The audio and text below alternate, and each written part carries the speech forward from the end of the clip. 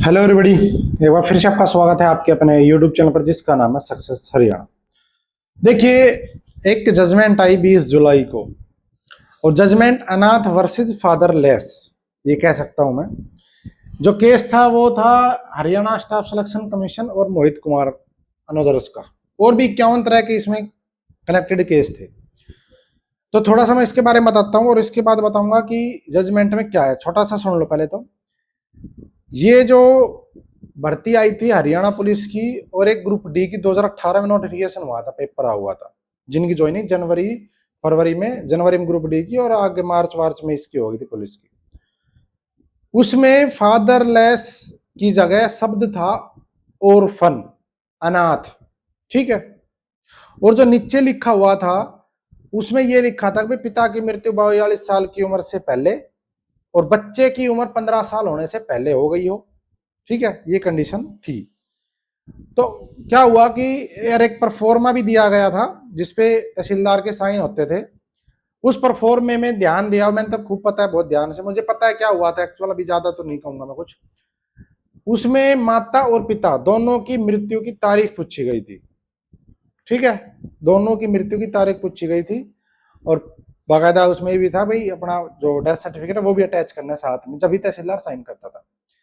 लेकिन क्या हुआ कि जो ऑर्फन शब्द था ना, उसके नीचे जो डेफिनेशन थी कि 42 साल और 15 साल वाली कंडीशन होनी चाहिए, तो जिन कैंडिडेट की माता जीवित थी और पिता की डेथ हो चुकी थी वो 42 और 15 साल कंडीशन पूरी करते थे। उन्होंने भी परफॉर्मा पे साइन करवाया और उनके साइन हुए भी, क्योंकि वो चीज ऑर्फन शब्द और जो नीचे डेफिनेशन थी उसकी वजह से क्लियरिटी नहीं थी। और जिनकी माता जीवित थी उन्होंने भी 5 नंबर क्लेम किए और उनको मिले उस टाइम पे। क्यों मिले? क्योंकि उन्होंने वो जो परफॉर्मा दिया साइन करके और जो क्लेम किया फार्म में कि वे मैं अनाथ हूं, उस आधार पर एचएसएससी ने उनकी मान ली और उनको 5 नंबर दे दिए। और घर में नौकरी ना होने के 5 नंबर मिल गए। तो उस टाइम पे 10 नंबर का क्राइटेरिया होता था ग्रुप डी के लिए, और पुलिस के लिए भी 10 का था, और बाकी 10 उनके जो एनसीसी वो अलग मैटर, उसका तो कोई जिक्र ही नहीं है। ठीक है। तो उसके बाद क्या हुआ, जब ये मामला आया तो बहुत से कैंडिडेट थे जो फादरलेस तो थे, उन्होंने नंबर नहीं लिए। उनको लगता भाई आप अनाथ नहीं है तो नंबर नहीं लेंगे।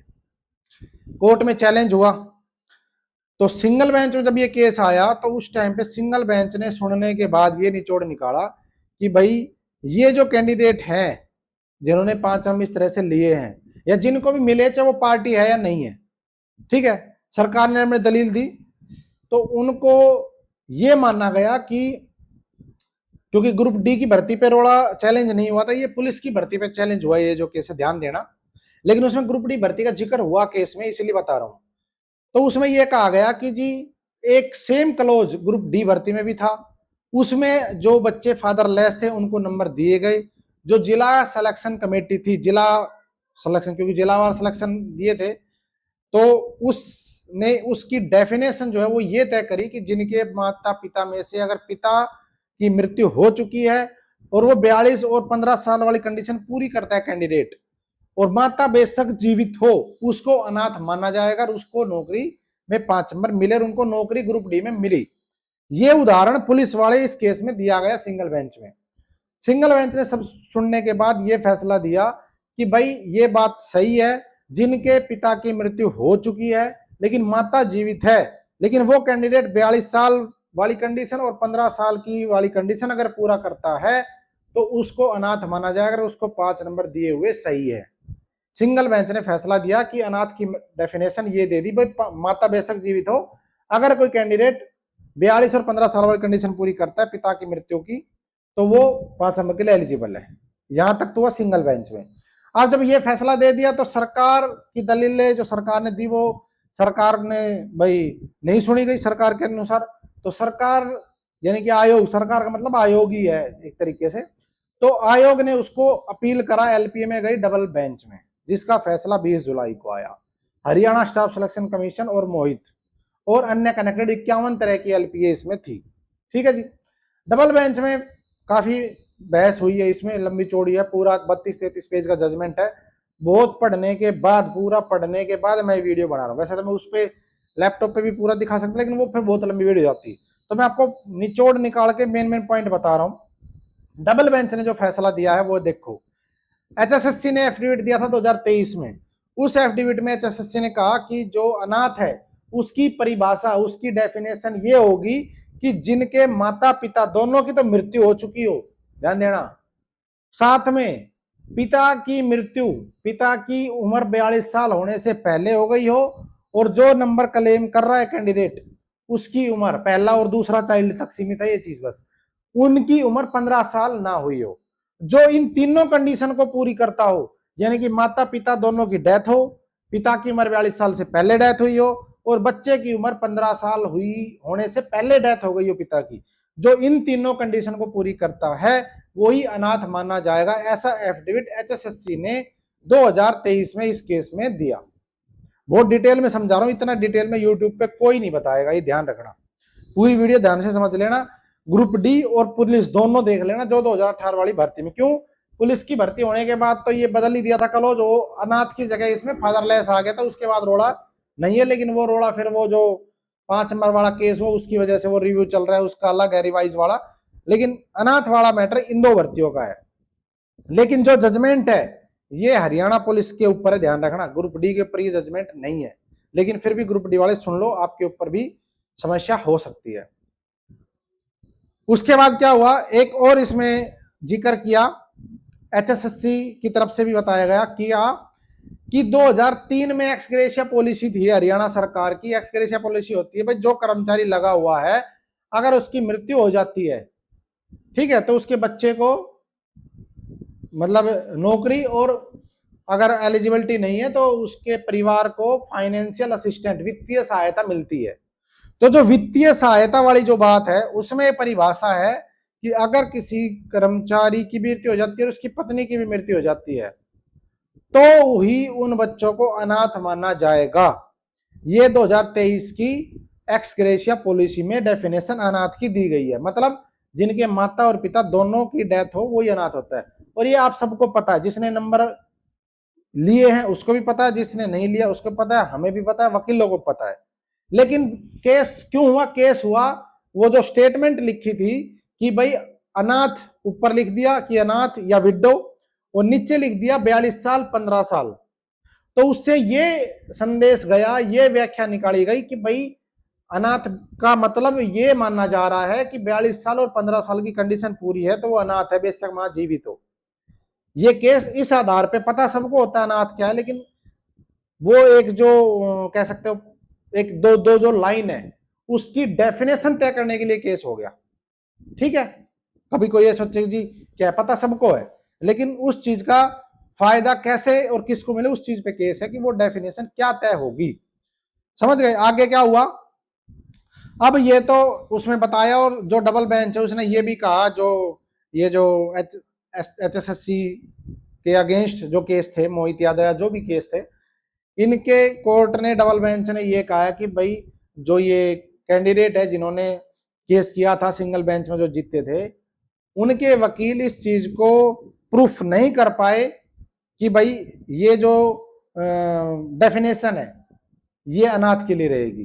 क्योंकि कोर्ट ने यह भी कहा कि भर्ती तो 2018 में हो रही है, आप 2003 में जो पहले से डेफिनेशन तय है एक्स ग्रेशिया पॉलिसी में, सरकार की खुद की डेफिनेशन है, उस पॉलिसी को 15 साल पहले ही बना दिया, उसकी परिभाषा 15 साल पहले बना दी, तो आप उसको गलत कैसे ठहरा सकते हो।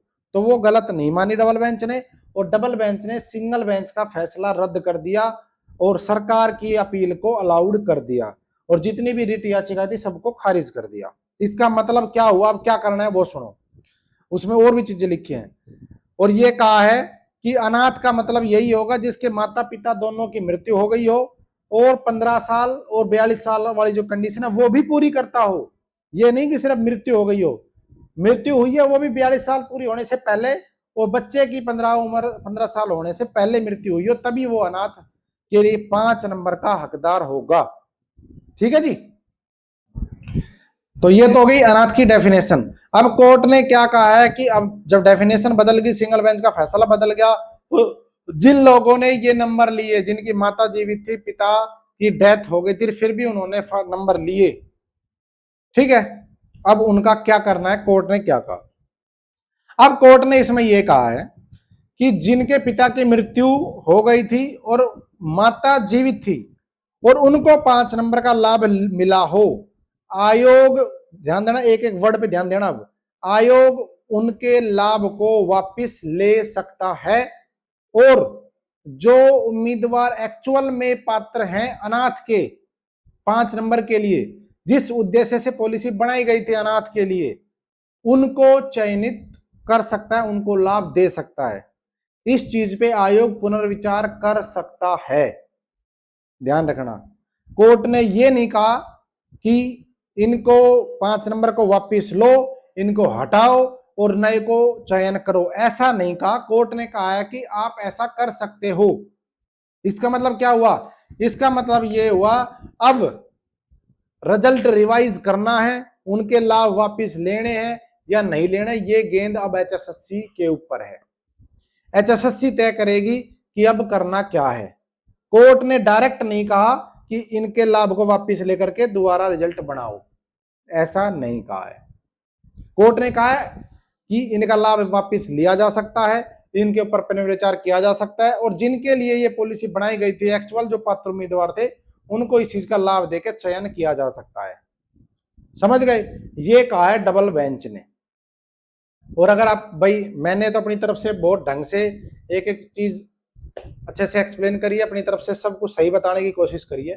फिर भी अगर इसमें कोई कहीं पे आपको लगता हो कि मैंने कुछ गलत बता दिया हो, कि वो चीज जजमेंट में ना हो और मैंने गलत बता दिया हो, तो आप मुझे कमेंट कर सकते हो, उसको मैं सुधार भी कर दूंगा। वैसे मैंने अपनी तरफ से पूरी कोशिश करी है कि जो कोर्ट ने कहा उसी चीज का मैं आपके सामने वीडियो में बताऊं। लेकिन फिर भी भाई कोर्ट का मैटर है, हम वकील है नहीं, तो हो सकता कोई गलती हो भी गई हो कहीं पे। क्लियर? तो अब देखते हैं एचएसएससी इस पे क्या निर्णय लेती है। ये भर्ती है पुलिस वाली जिसके ऊपर केस था। अब बात आती है जी ग्रुप डी वालों का, इसमें क्या मैटर है। अब ग्रुप डी की भर्ती क्या इस केस में तो था नहीं, लेकिन इस केस में बार बार ग्रुप डी की भर्ती में जो 5 नंबर दिए गए उसका जिक्र इसमें किया गया है कि वहां भी फादरलेस थे, उनको नंबर दिए गए, उनकी माता जीवित थी। तो यहाँ पे सेम क्लोज होने के बावजूद यहाँ पे अलग क्राइटेरिया क्यों किया गया, ऐसा वो बच्चे कह रहे हैं जो सिंगल बेंच में जीत चुके थे। इस अपील में सिंगल बेंच ने उनके हक में फैसला दिया था, फादरलेस वालों के हक में, कि भाई ये भी अनाथ ही माने जाएंगे। लेकिन सरकार एचएसएससी ने उसको अपील किया और डबल बेंच ने फैसला पलट दिया है। तो अब ही ग्रुप डी का इसमें ऐसा कोई खास इन्वॉल्वमेंट है नहीं कि ग्रुप डी के ऊपर कोई वो हो रहा है, लेकिन जब इसमें जिक्र हुआ तो इसलिए मैंने कहा है कि ग्रुप डी वाले भी सतर्क और सावधान रहें। कल को आंच आपके ऊपर भी आ सकती है अगर इस भर्ती का रिजल्ट में कोई आगे फेरबदल होता है तो। ठीक है, तो ये एक बहुत डिटेल में मैंने वीडियो बनाई थी।